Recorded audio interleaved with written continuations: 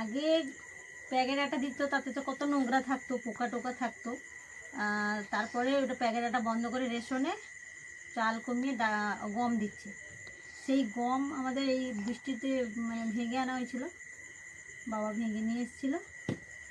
এই দেখো মানে এইটুকু, কালকে এইটুকু করেছিলাম, এইটুকু থেকে কম ছিল। কালকের আর আজকে মিলে কী অবস্থা দেখো, কত ফাঁকা বেরিয়েছে।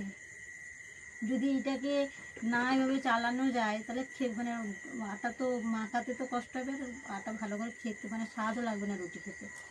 কী অবস্থা দেখো, কত বেরিয়েছে দেখো, কেমন ভেঙে দেয় কি জানি না।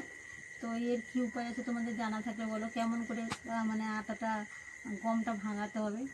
তোমাদেরকে এইভাবে হয়? তোমরাও কি গম ভেঙে নিয়ে আসলে কি তোমাদের এরকম হয়? বলো একটু, কাঁদতে কাঁদতে হয় জানাও একটু। এই যে কী অবস্থা।